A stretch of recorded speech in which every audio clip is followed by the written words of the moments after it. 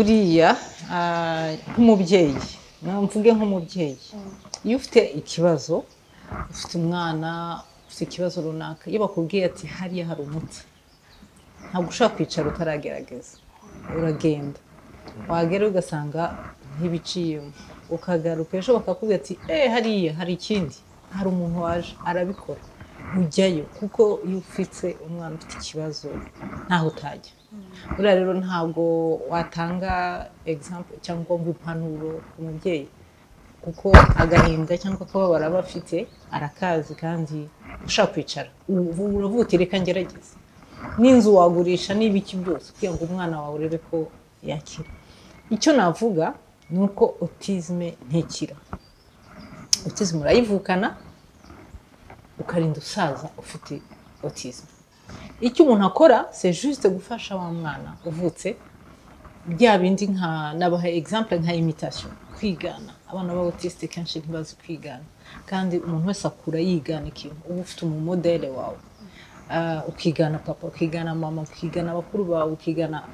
donc iyo umwana adafite iyo faculté yo kwigana usanga hari ibintu byinshi atamenya icyo gihe ntabwo wabwira umuntu ngo uzamuvura kuko si indwara uha umuti ngo avure umuntu ufite autisme hari ibyo bita trouble associé ibindi byishamika kuri autisme ibyo nibyo bivurwa ushaka kuvura autisme ariko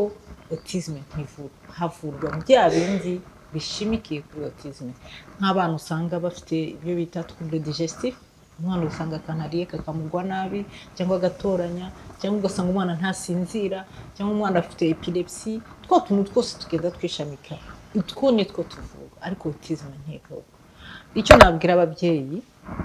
ni ukubabwira ko autisme uko itavurwa ahubwo havurwa ibyo ngibyo nihaza umuntu ubabwira ngo ngiye kukuvura autisme aho ngaho uwo muntu azaba ari barababeshya nihaza umuntu uvuga ngo ubu hariho n'abandi bazati turabaha amavitamine atuma ibi n'ibi umuntu wese nk'uko nababwiye twese turatandukanye nabo baba batandukanye ntabwo rero aba autiste bose babashyira ku murongo ngiye kubaha amavitamine mwese murahita mumera gutya ntibishoboka nkuko nanjye nagira carence muri vitamine runaka n'ubundi gutyo nabo niko bameze bashaka kugira carence muri fer muri calcium ibintu nk'ibyo ariko so kuvuga ngo bana bose tuzabakubitaho imiti icyo navuga cya mbere n'abantu nakwita ba charlatan bavuga ati tugiye gukora iki kuko babona baprofita agahinda cyangwa k'ababyeyi bagashaka gukuramo amafaranga autisme ntikira ku isi yose ntikira ahubwo umuntu urakompanya umuntu kugira ngo umwereke ukuntu agenda yitwara mu buzima mwarabibonye dufite umwana ku ishuri barakora agafasha abandi bana umuntu utabwiye ngo uriya n'umutiste ntabyo wamenya donc nicyo ni ikimenyetso turebe ku isi yose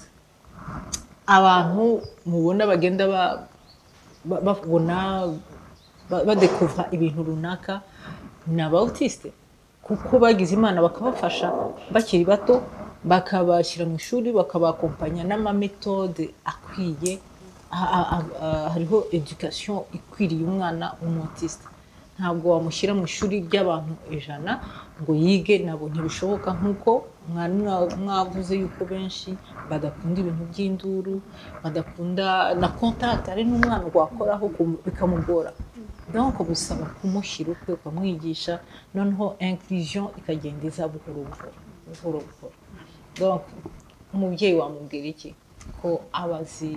kenshi ari abashaka ikiza ku mwana we